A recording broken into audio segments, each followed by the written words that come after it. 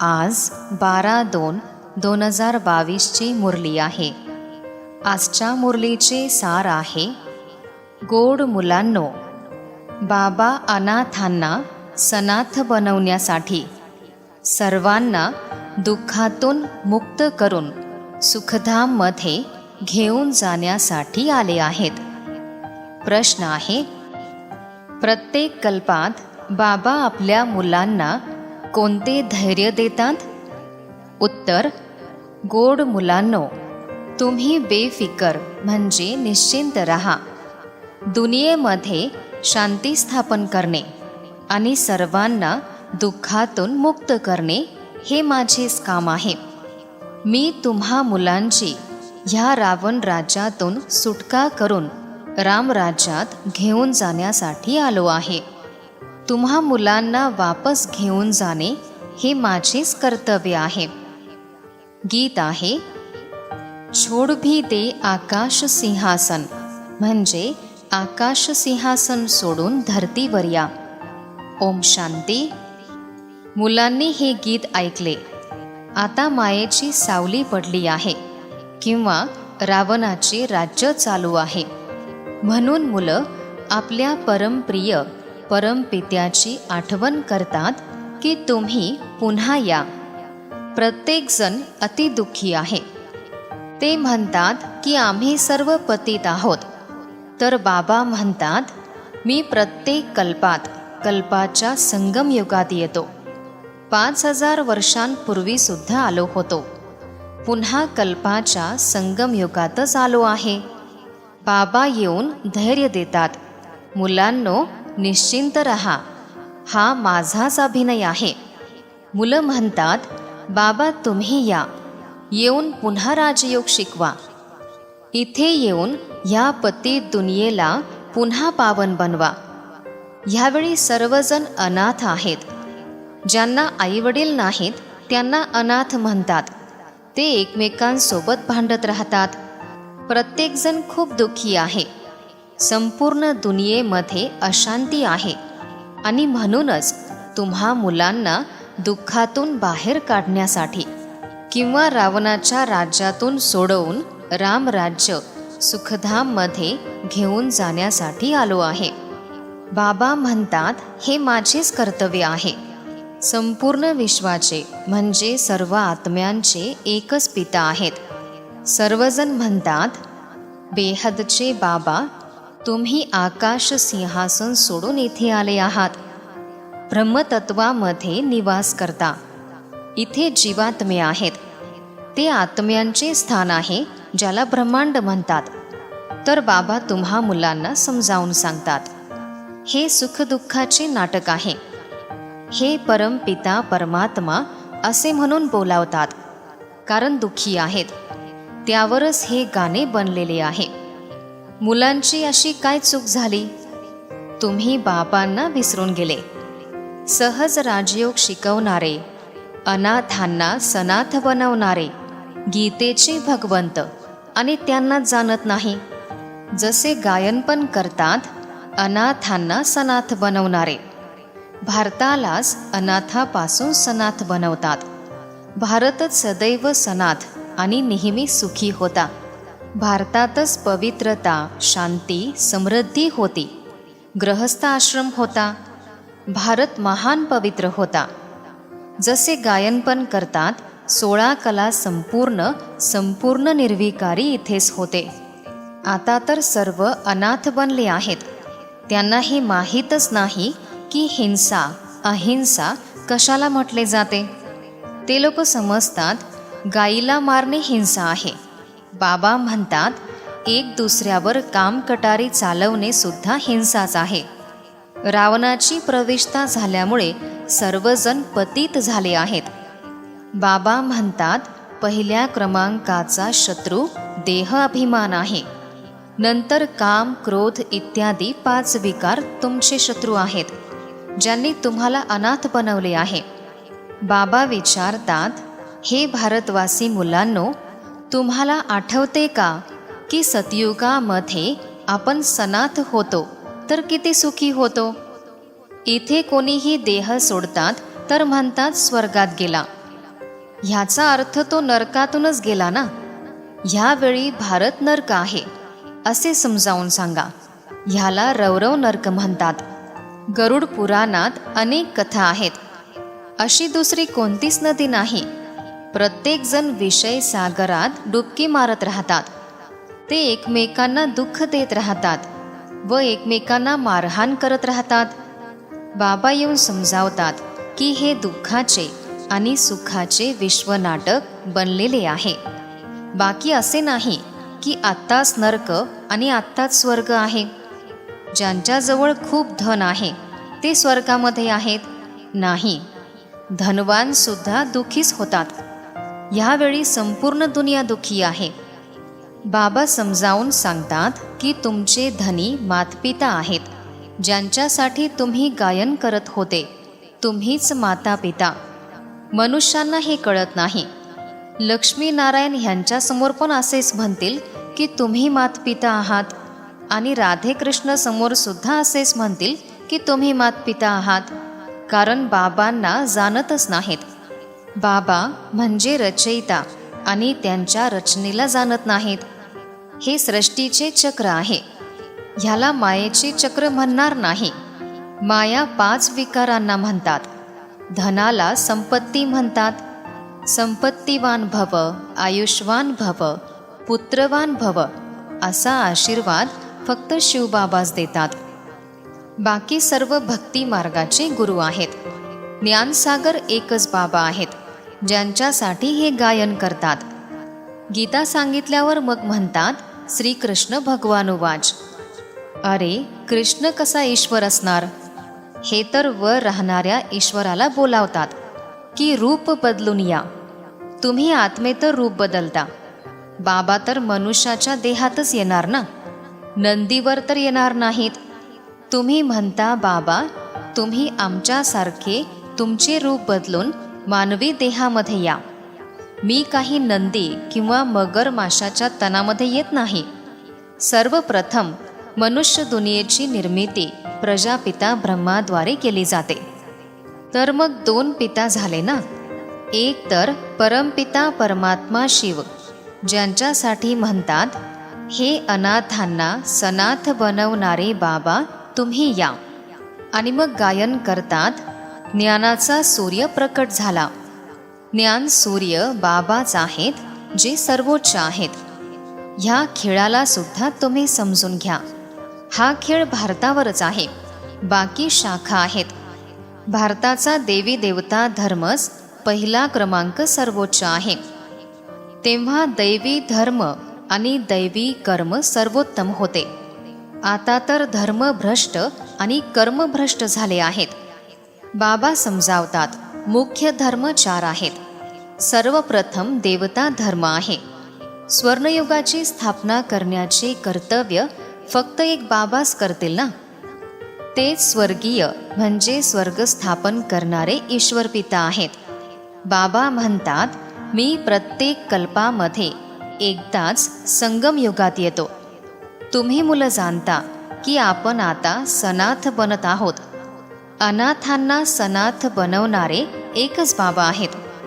मनुष्य तर मनुष्यांना अल्पकाळाचे सुख देऊ शकतात. हा दुःखाचाच संसार आहे. इथे एकमेकांना त्रास देत राहतात. भारत सुखाची भूमी होती आणि तीच आता दुःखाची भूमी झाली आहे. आपण शांतीधाममधून आलो आहोत. आता हे विश्वनाटक संपत आले आहे. हा देह आता जुना झाला आहे, तर गृहस्थामध्ये राहून पवित्र बनायचे आहे. मी तुमचा पिता पवित्र स्वर्ग स्थापन करण्यासाठी आलो आहे. पहिले तुम्ही पवित्र होते, आता अपवित्र झाले आहात. अर्धा कल्प रामराज्य आहे आणि अर्धा कल्प रावण राज्य आहे.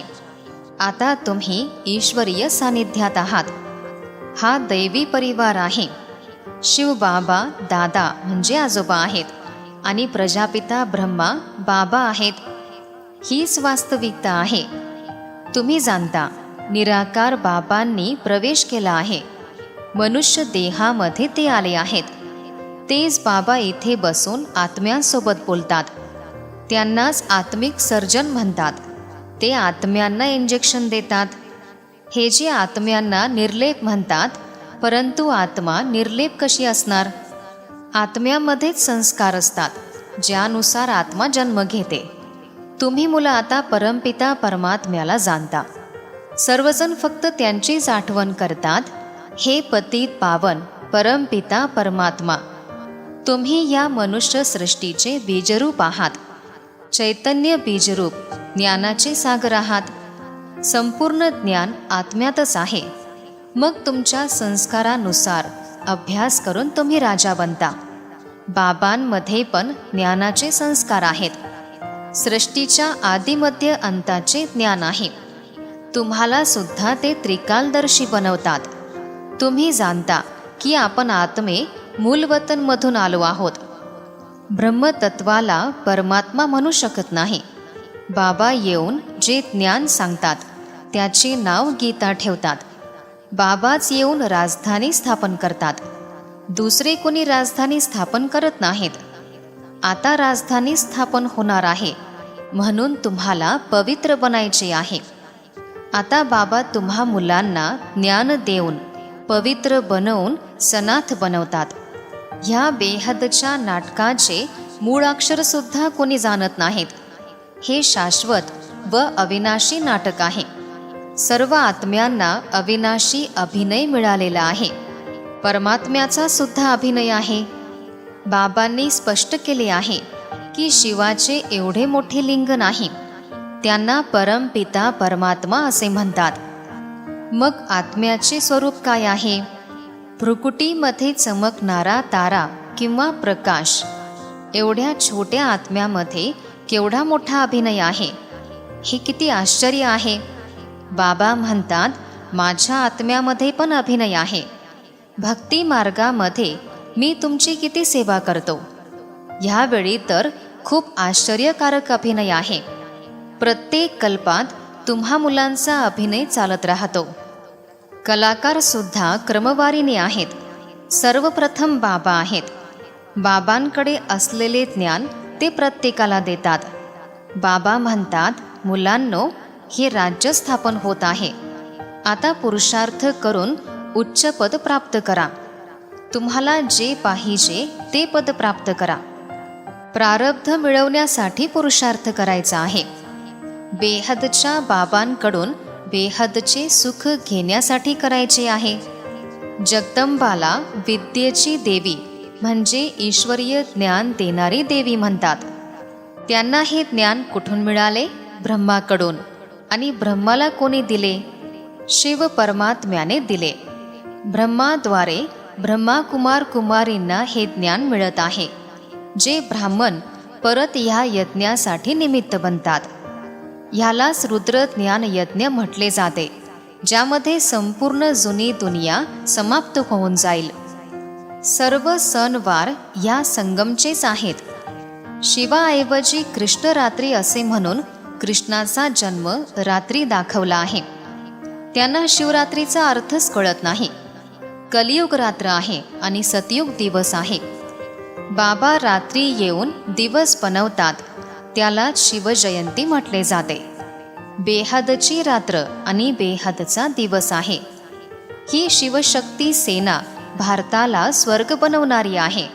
आता पहा कसे गुप्त बसून शिकत आहेत. योग बळाने राज्य प्राप्त करत आहेत.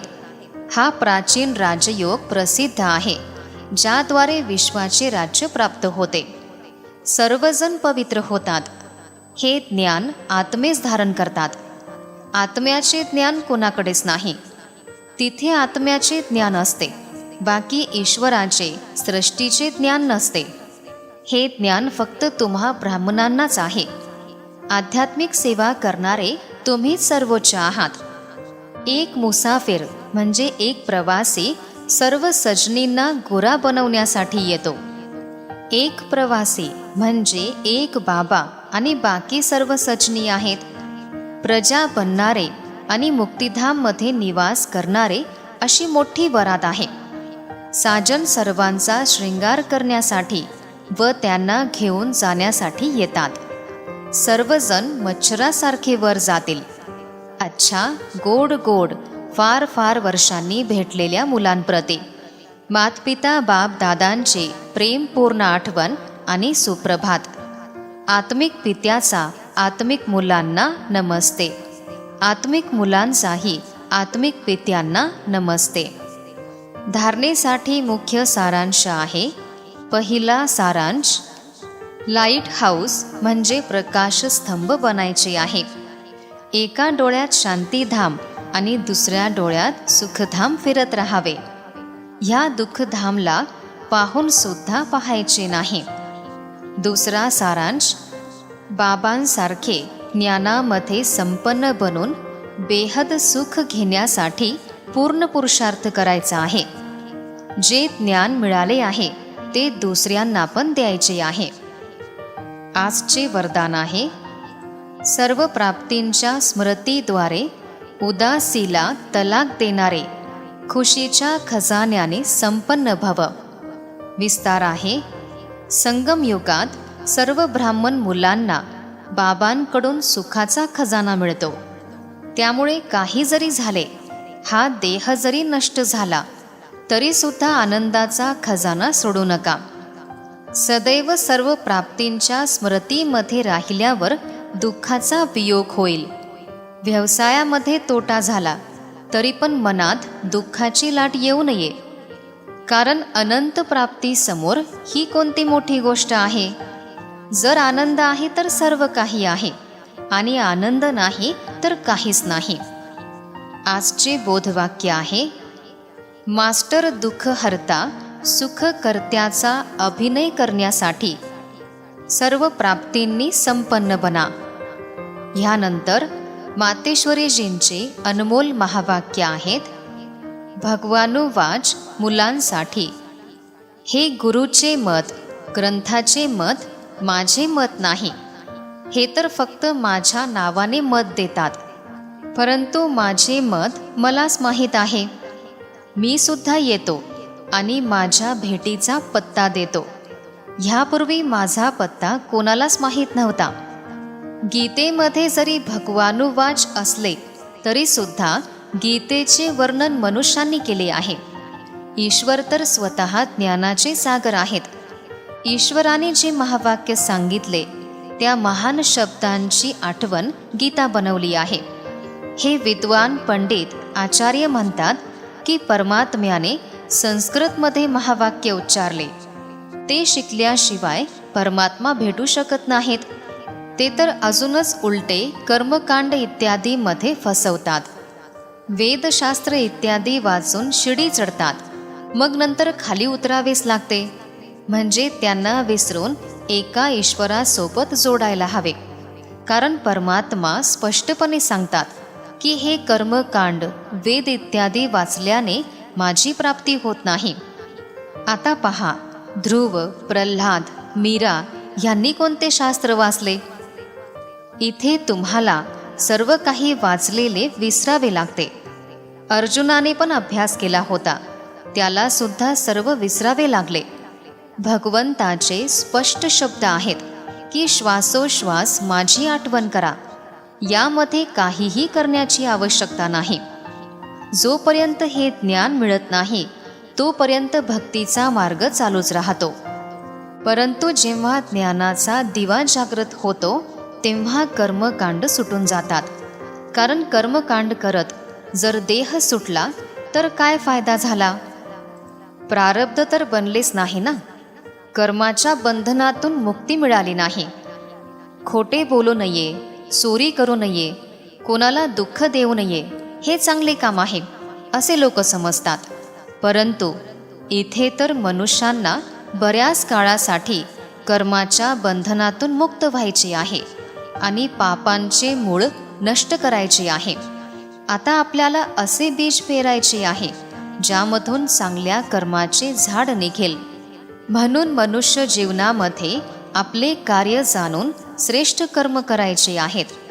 बाकी परमात्म्याला जे जेवढे जाणतात तेवढेच त्यांच्या जवळ येतात. हे सर्व रहस्य पारब्रह्मामध्ये राहणारे परमात्मा, जे आताळ पाताळ ह्याच्या पण पलीकडे आहे, तेच येऊन सांगतात. ओम शांती.